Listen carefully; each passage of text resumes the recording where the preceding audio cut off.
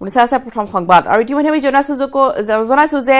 তিনিটাকৈ পৰ্যায়ত হ'ব অসমত ভোট গ্ৰহণ প্ৰক্ৰিয়া 11, 18, 23 এপ্ৰিলত আৰু ইতিমধ্যে 23 এপ্ৰিলত ঘোষণা হ'ব কোকৰাঝাৰত আৰু প্ৰথম পৰ্যায়ত 11 এপ্ৰিলত তেজপুৰ, কলিয়াবৰ, যোৰহাট, ডিব্ৰুগড়, লখিমপুৰত হ'ব নিৰ্বাচন আৰু 18 এপ্ৰিলত হ'ব কৰিমগঞ্জ, শিলচৰ, নগাঁও, মঙ্গলদৈ আৰু ডিফুত আৰু দ্বিতীয় পৰ্যায়ত ভোট গ্ৰহণ হ'ব সেয়া আৰু আনহাতে 23 এপ্ৰিল অৰ্থাৎ তৃতীয় পৰ্যায়ত হ'ব ধুবুৰী, কোকৰাঝাৰ, বৰপেটা, গুৱাহাটীত অনুষ্ঠিত হ'ব ভোট গ্ৰহণ আৰু এই সন্দৰ্ভত আমি কথা পাতিম এতিয়া কোকৰাঝাৰৰ আমাৰ সাংবাদিক হাতীগিৰি নাৰ্জীৰ সৈতে। হাতীগিৰি আপোনাৰ কাষলৈ আহিছোঁ আৰু ইতিমধ্যে নিৰ্বাচনৰ দিন ঘোষণা কৰা হৈছে আৰু তৃতীয় পৰ্যায়ত কোকৰাঝাৰত হ'ব নিৰ্বাচন, গতিকে কোকৰাঝাৰত কেনেধৰণৰ তৎপৰতা দেখিবলৈ পোৱা গৈছে কি জনাব?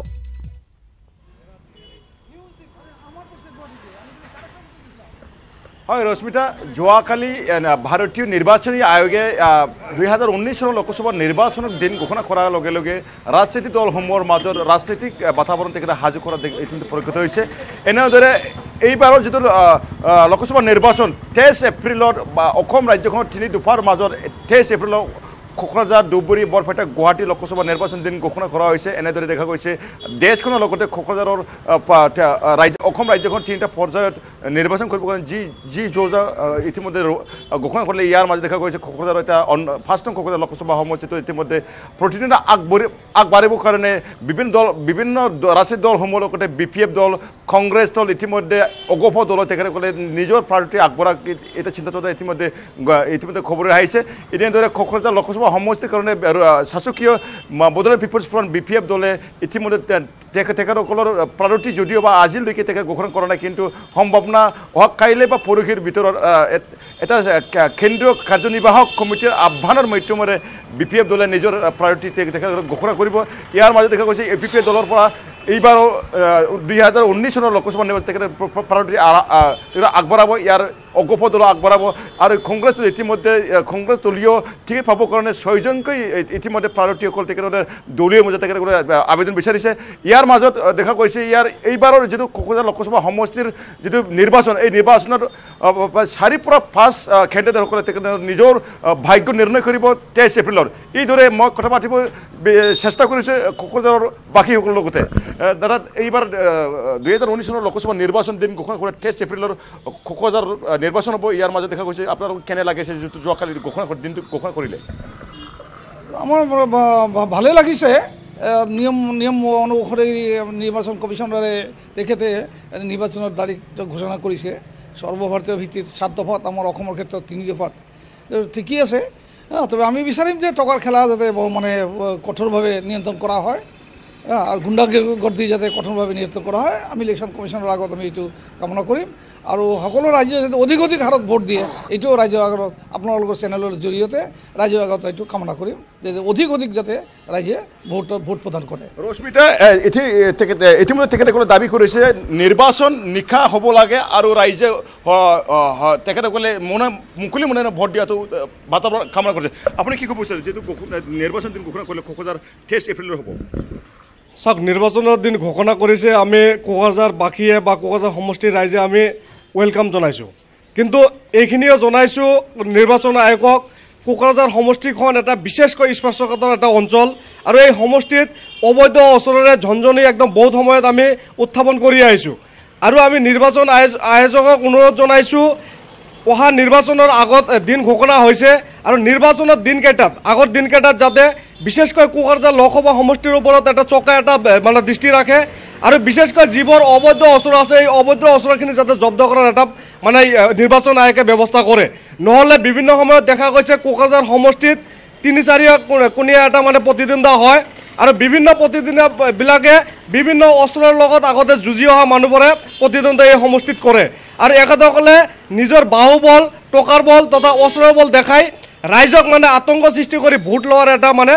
পৰিকল্পনা ইহঁতে আৰম্ভ কৰে। নিৰ্বাচন আয়োগক অনুৰোধ জনাইছোঁ যাতে এইখিনি কেতিয়াও কৰিব নোৱাৰে।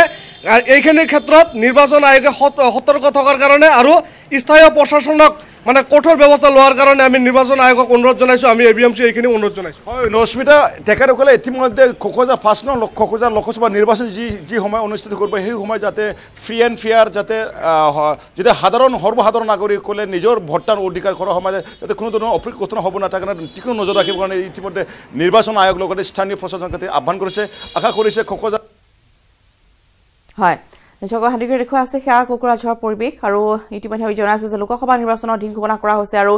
23 এপ্ৰিলত হ'ব ধুবুৰী কোকৰাঝাৰ বৰপেটা গুৱাহাটীত অনুষ্ঠিত হ'ব ভোটগ্ৰহণ আৰু ইতিমধ্যে কোকৰাঝাৰবাসীৰ প্ৰতিক্ৰিয়া আমি দেখুৱালোঁ আপোনালোকক স্বচ্ছ আৰু নিকা হোৱাটো বিচাৰিছে সকলোৱে যাতে নিৰ্বাচন স্বচ্ছ আৰু নিকা ৰূপত হয় কোনেও যাতে টকাৰ লেনদেন কৰিব নোৱাৰে যিটো নিৰ্বাচন আচৰণ বিধি বহুতো ৰাজনৈতিক দলে ভংগ কৰা পৰিলক্ষিত হয় গতিকে তেনেধৰণৰ নিৰ্বাচনী আচৰণ বিধি যাতে কোনেও ভংগ নকৰে তাৰ আশা কৰিছে আমি পুনৰ গৈছোঁ হাতীগুৰিৰ কাষলৈ হাতীগুৰি পুনৰ আপোনাৰ কাষলৈ আহিছোঁ আৰু স্বচ্ছ নিকা নিৰ্বাচন তেওঁলোকে বিচাৰিছে সমান্তৰালভাৱে আমি জানিব ইচ্ছা কৰিছোঁ তেওঁলোকৰ পৰা যে প্ৰধানমন্ত্ৰী যিহেতু ইতিমধ্যে যোৱা বছৰ দেখিবলৈ পোৱা গৈছে যোৱাবাৰ যে সকলো পৰিৱৰ্তনৰ আশা কৰিছিল আৰু মোদীক বিচাৰিছিল সকলোৱে গতিকে এইবাৰ তেওঁলোকৰ কেনেধৰণৰ প্ৰতিক্ৰিয়া প্ৰধানমন্ত্ৰী হিচাপে কাক প্ৰক্ষেপ কৰা তেওঁলোকে বিচাৰিছে হয় নিশ্চয়কৈ গুৰুত্বপূৰ্ণ কথা যে 2014 চনৰ লোকসভা নিৰ্বাচনত বিজেপি দলে দেশখনৰ পৰিৱৰ্তন আনিব দল বাজিব তেখেতসকলে তেখেতসকলে গাড়ী চতাৰ আহিছিলে কিন্তু এইবেলি দেখা গৈছে কি ইছ্যু লৈ ভাৰতীয় জনতা পাৰ্টি লগতে কংগ্ৰেছ লৈ কি ইছ্যু লৈ ৰাইজৰ মাজত তেখেতৰ ওচৰত আহিব ভোট মাগিব কাৰণে এই ক্ষেত্ৰত মই জানিবৰ কাৰণে চেষ্টা কৰিছোঁ বিগত সময়ছোৱাত বিজেপি দলে পৰিৱৰ্তন ধুমাইছিলে এই ক্ষেত্ৰত আপোনালোকে কি আশা কৰে যিসকল দলে আহিব না যোৱা 2014 চনত বিশেষকৈ মানে বিজেপি চৰকাৰে মানে যিটো ভাৰতবৰ্ষৰ ৰাইজক সপোন দেখাইছিল পৰিৱৰ্তনৰ মানে আচ্ছা দিনৰ কাৰণে যিটো সপোন দেখাইছিল একদম টোটালি ব্যৰ্থ হৈছে আৰু বিজেপি চৰকাৰ অহাৰ পিছত গোটেই ভাৰতবৰ্ষৰ জোৰত এটা হিন্দু মুছলমানৰ মাজত এটা বিভাজনৰ ৰাজনীতি কৰিছে আমি এইবুলি বিচাৰিছোঁ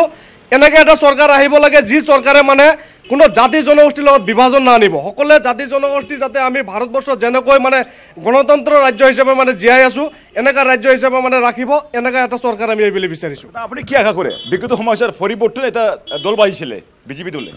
এইটো খুব দুৰ্ভাগ্যজনক যে তেওঁলোকে যিবিলাক কথা কৈ পেলাই চৰকাৰত আহিলে চৰকাৰ গঠন কৰিলে এই এটা প্ৰতিশ্ৰুতিও বা এটা মানে তেওঁলোকৰ ইলেকশ্যন মেনিফেষ্টত থকা কাৰ্যসূচীও তেওঁলোকে কাৰ্যকৰী কৰিব নোৱাৰিলে তো দ্বিতীয়ত হৈছে যে তেওঁলোকে যিটো আৰ্থিক নীতি ঘোষণা কৰিলে তেওঁলোকে যিটো বেকাৰ সমস্যা সমাধান কৰাৰ কাৰণে যিবিলাক কথা কৈছিলে যে তেওঁলোকে বিদেশৰ পৰা কালাধন অনা কথা কৈছিলে এই এটা কামো কৰিব নোৱাৰিলে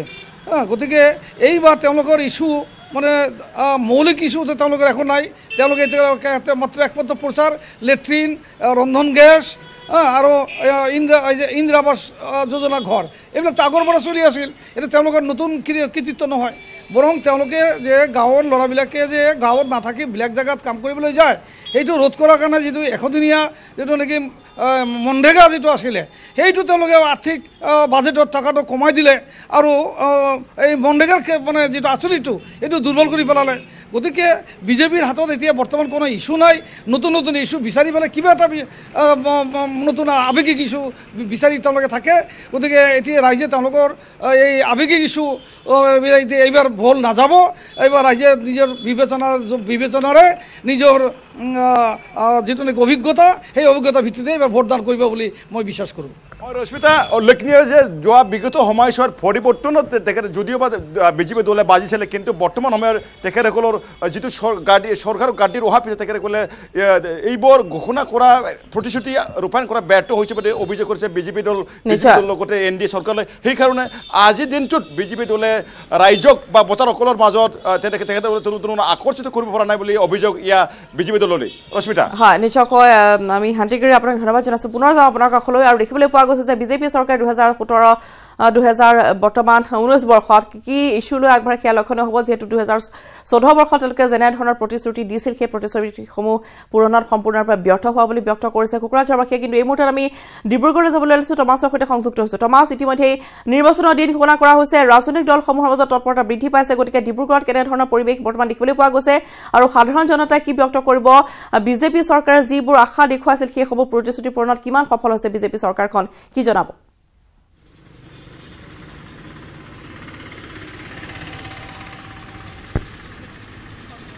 হয় নিশ্চয় এতিয়া প্ৰতিটো দললৈ বৰ্তমান অহা যোৱা পৰা দেখা পোৱা গৈছে আৰু যদি আমি ডিব্ৰুগড় প্ৰেক্ষাপটত চাওঁ এতিয়া যদি আমি চাওঁ আমি অগপ বিজেপি আৰু কংগ্ৰেছ সকলো বৰ্তমান সাজু হোৱা দেখা পোৱা গৈছে আৰু ভিতৰ চোৱাত আচলতে কি চলিছে সেয়া ডাঙৰ কথা হৈ পৰিছে আমি যদি কংগ্ৰেছৰ প্ৰসংগলৈ আহোঁ কংগ্ৰেছত বৰ্তমান টিকেট প্ৰত্যাশী আছে পৱন সিং ঘাটোৱাৰ লগতে ৰামেশ্বৰ ধনোৱাৰ পুত্ৰ মনোজ ধনোৱা তেওঁলোকে প্ৰবল দাবীদাৰ আছে টিকেটৰ আৰু যদি আমি বিজেপি প্ৰসংগলৈ আহোঁ ৰামেশ্বৰ তেলী নামটো উত্থাপন হৈছে পুলক গোহাঁই নামটো উত্থাপন হৈ আছে তেনেকৈ ধৰণৰ বিভিন্নজনে টিকেটৰ বাবে বৰ্তমান আবেদন জনাই আছে আৰু যদি আমি অগপৰ যদি স্থিতি চাওঁ অগপৰ বৰ্তমান ৰাফেল কুজুৰ তেখেতৰ নামটো ডিব্ৰুগড়ত উত্থাপিত হৈ আছে পৰৱৰ্তী সময়ত গম পোৱা যাব যে আৰু কোনোবা টিকেট বিচাৰিছে নেকি বা কোনে টিকেট পাব কিন্তু বৰ্তমান প্ৰশান্ত ফুকন ডাঙৰীয়া আমাৰ লগত আছে যিহেতু নিৰ্বাচনৰ বৰ্তমান দিন ঘোষণা কৰা হৈছে বিজেপি দলে কেনেদৰে আগবাঢ়িছে কেনেকৈ প্ৰস্তুতি চলাইছে কি ক'ব নহয় চাওক আমাৰ কাউণ্টডাউন আজিৰ পৰা আৰম্ভ হৈ গৈছে আজি 11 তাৰিখ অহা 11 তাৰিখে আমাৰ ইলেকশ্যন আৰম্ভ হ'ব আৰু আমি সেইকাৰণে সেই প্ৰস্তুতিয়ে যে আমি কেইবাদিনৰ মাহৰ পৰা আমাৰ ফালৰ পৰা আমি প্ৰস্তুতি চলাই আছোঁ আৰু এই প্ৰস্তুতিৰ মতে আমি আজিৰ পৰা ফুল ফ্লেজত আমাৰ কাম আমি আৰম্ভ কৰি দিছোঁ যোৱাকালিও আমাৰ ইয়াত মেনেজমেণ্ট কমিটি মিটিং হৈ গৈছে আজিও আমাৰ লখিমপুৰত আমাৰ মেনেজমেণ্ট কমিটি মিটিং আছে যিহেতু লখিমপুৰৰ মই গোটেই পাৰ্লিয়ামেণ্ট কনষ্টিটুৱেঞ্চিটোৰ মই ইনচাৰ্জ হিচাপে আমি কাম আৰম্ভ কৰিম আপোনালোকক এটা কথা কৈছোঁ যে আমাৰ প্ৰিপেৰেশ্যন আমি সুন্দৰভাৱে আমি আগবঢ়াই লৈ গৈ আছোঁ ভাৰতীয় জনতা পাৰ্টীৰ আমি যিখিনি কাম আগবঢ়াইছোঁ সুন্দৰভাৱে আমি বুথ কমিটি লেভেললৈকে আমি প্ৰত্যেকজন মানুহক আমি লগ কৰাৰ ক্ষেত্ৰত আমি তৰপে বিভিন্ন ধৰণৰ শক্তি কমিটি শক্তি কেন্দ্ৰৰ পৰা আৰম্ভ কৰি পিস্তা প্ৰমুখৰ পৰা আৰম্ভ কৰি সকলোখিনিকে আমি ৰাইজৰ মাজলৈ যোৱাৰ আমি ব্যৱস্থা কৰিছোঁ আৰু আমি ভাৰতীয় জনতা পাৰ্টীৰ এটা কথা কৈছোঁ যে আমি 60 কোটি মানুহক আমাৰ গত নৰেন্দ্ৰ মোদী চৰকাৰৰ দিনত আমি 60 কোটি মানুহক বেনিফিটৰ কাৰণে আমি বিভিন্ন আঁচনি দিছোঁ আমি এই কথাবিলাক আমি ৰাইজৰ মাজলৈ আমি লৈ যোৱাৰ ব্যৱস্থা কৰিছোঁ আৰু তাৰ পৰা গ্ৰহণযোগ্যতাটোৰ কথা আমি চিন্তা চৰ্চা কৰিছোঁ যে ৰাইজে আকৌ একবাৰ মোদী চৰকাৰ হয় টমাস কিন্তু এইখিনিতে তেওঁ উপস্থিত আছে আমি জনাব বিচাৰিছোঁ যে বহুকেইখন আঁচনি কিন্তু আচলতে সাধাৰণ জনতা ঢুকিয়ে নাপালে আৰু যিসমূহ প্ৰতিশ্ৰুতি আগবঢ়াইছিল মোদী চৰকাৰে যেনেদৰে দেখিবলৈ পোৱা গৈছে বিদেশী খেদাৰ কথাই ক'ব লাগিব বা বিদেশৰ পৰা ক'লা ধন অনাৰ ক্ষেত্ৰত তাত কিন্তু সম্পূৰ্ণৰূপে ব্যৰ্থ হৈছে চৰকাৰখন গতিকে কিমান আশাবাদী তেওঁ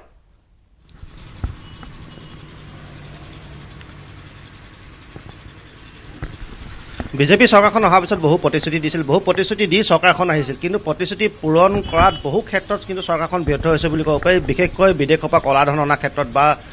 বিভিন্ন ধৰণৰ যিবিলাক অবিলাসী আঁচনি আছিলে এইবিলাকৰ ক্ষেত্ৰত কিন্তু চৰকাৰখনৰ বহুত কাৰ্য কিছু থাকি গ'ল এই ক্ষেত্ৰত কিমান প্ৰভাৱ পৰিব বুলি ভাবে নাই চাওক আপোনাৰ এতিয়া আপোনাৰ 125 কোটি জনতাক লৈ এখন চৰকাৰ গঠন হৈছে আমি যিবিলাক প্লেন দিছোঁ আমাৰ 10 বছৰৰ প্লেন 15 বছৰৰ প্লেন 5 বছৰৰ প্লেন এনেকুৱা প্লেন থাকে এই প্লেন মতে আমি যিবিলাক কাম আমি আৰম্ভ কৰিছোঁ সেই প্লেন মতে আমি বিদেশৰ পৰা টকা অনাৰ যি ব্যৱস্থা সেই ব্যৱস্থা আমাৰ ক্ৰমান্বয়ে কাম হৈ আছে 60-70% হৈ আছে আৰু অতি সোনকালে মই ভাবোঁ যে আমাৰ অতি সোনকালে এই কামখিনি হৈ উঠিব আৰু মই ভাবোঁ নিশ্চয় এই কামবিলাকৰ লগত আমি ইণ্ডিভিজুৱেল বেনিফিট ব্যক্তিগতভাৱে আমি 60 কোটি মানুহক যি বেনিফিট দিছোঁ সেইটোৱে আজিৰ ডেটত আটাইতকৈ ডাঙৰ প্ৰাসংগিকতা বুলি ক'ব খোজোঁ ডিব্ৰুগড়ৰ পৰা কোনে টিকেট পোৱাৰ সম্ভাৱনা আছে ৰামেশ্বৰ তেলী টিকেট পাবনে এবাৰ কি কয় নাই দৰ্শক ৰামেশ্বৰ তেলী হ'ল চিটিং MP আৰু এইটো কোনো কথা নাই মই ভাবোঁ আৰু ৰামেশ্বৰ তেলী কোনো দুৰ্নীতি নাই ৰামেশ্বৰ তেলীৰ হৈ পেলাই আমাৰ যিসকল MLA আছে MLA জিকিছে তেওঁৰ দিনত পাৰফৰ্মেঞ্চ ভাল আৰু মই ভাবোঁ যে ৰামেশ্বৰ তেলীয়েই এজন ব্যক্তি যিজন ব্যক্তিয়ে ডিব্ৰুগড়ৰ পৰা টিকেট পাব ডিব্ৰুগড় যদি লোকসভাত যদি আমি চাওঁ দেখা পোৱা গৈছে চাহ জনজাতিৰ যি ভোট আছে সেই ভোটে নিৰ্ণায়ক ভূমিকা পালন কৰি আহিছে প্ৰায় 3,30,000 চাহ শ্ৰমিকৰ ভোট আছে চাহ বাগান অঞ্চলত কিমান উন্নতি হৈছে বুলি আপোনালোকৰ চৰকাৰে কিমান কৰিব পাৰিছে বুলি ভাবে বহুতো আঁচনি লোৱা হৈছে কিন্তু আঁচনিখিনি ফলপ্ৰসূ হৈছেনে আপুনি ভাবেনে আমাৰ যিবিলাক আঁচনি আজি লৈছোঁ চাহ জনজাতি চাহ বাগিচাৰ কাৰণে সেই গোটেই আঁচনিবিলাক যদি ক'বলৈ যাওঁ আপোনাক গোটেই দিনটো আমাৰ মোৰ লাগিব মই গোটেই আঁচনিবিলাক আপোনাক ক'ব পাৰোঁ প্ৰথম কথা হ'ল চাহ জনজাতিৰ গৰ্ভৱতী মহিলাক পইচা দিয়াৰ পৰা আৰম্ভ কৰি লাইনৰ ৰাস্তা তৈয়াৰী কৰালৈকে মোবাইল ফোন দিয়ালৈকে যিবিলাক আঁচনি আমি লৈছোঁ বিনামূলীয়া চাউল দিয়াৰ যি ব্যৱস্থা কৰিছোঁ আৰু বহুত আঁচনি আছে সেই আঁচনিবিলাকে আজি প্ৰভাৱ পেলাইছে আগন্তুক দিনত আপুনি চাব যোৱাবাৰতকৈ বেছি ভোটত চাহ জনজাতি অঞ্চলৰ পৰা আমি বেছি ভোট পাম বুলি আপোনালোকৰ আগত আজি স্পষ্টকৈ আমি ক'ব পাৰোঁ ৰামেশ্বৰ তেলীয়ে কিন্তু বৰ বিশেষ এটা চকুত লগা কাম আমি কৰিব পাৰিছে বুলি আমি ৰাইজে ভবা নাই কেন্দ্ৰৰ পৰা তেখেতে বহুত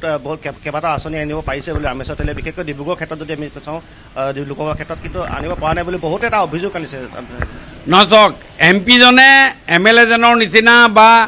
জিলা পৰিষদজনৰ নিচিনাকৈ কাম কৰি দেখুৱাব নোৱাৰে এতিয়া আপুনি চাওক ৰামেশ্বৰ তেলীয়ে আপোনালোকে কৈছে যে একো কৰিব পৰা নাই আমাৰ ৰামেশ্বৰ তেলী MP হোৱাৰ আগতে ডিব্ৰুগড়ৰ পৰা গুৱাহাটী হৈ বাহিৰলৈ ওলাই যোৱা ট্ৰেইন আছিলে মাত্ৰ 4খন আৰু এতিয়া 14খন ট্ৰেইন চলে এই 14খন ট্ৰেইন যে আনিলে 10খন ট্ৰেইন এই 10খন ট্ৰেইন অনাৰ ক্ষেত্ৰত ৰামেশ্বৰ তেলীয়ে সফলতা লাভ কৰিছে ইত্যাদি তেনেকুৱা বহুত কাম আছে ডিব্ৰুগড় সমষ্টিত 48 কোটি টকাৰ এটা ৰাস্তা আনি দিছে এইবিলাক হল এটা প্ৰশ্ন যে উজনি অসমত দেখিবলৈ পোৱা গৈছে বহু 1.5 শতাধিকৰো অধিক লোক চুলাই মদ খাই কিন্তু মৃত্যুক আকলি ল'লে সেই সময়ছোৱা চৰকাৰখনে যেনে ব্যৱস্থা গ্ৰহণ কৰিব লাগিছে তৎকালীনভাৱে তেওঁলোকক 2 লাখ টকা দিয়াৰ প্ৰতিশ্ৰুতি দিছিল কিন্তু সেয়া প্ৰতিশ্ৰুতিৰ লগে লগে তেওঁলোকে কাৰ্যক্ষেত্ৰত ৰূপায়ণ নকৰিলে আঁচনিসমূহ ঘোষণা কৰে চৰকাৰ ঠিকেই কিন্তু কাৰ্যক্ষেত্ৰত ৰূপায়ণ হোৱাত বহু পলম হয়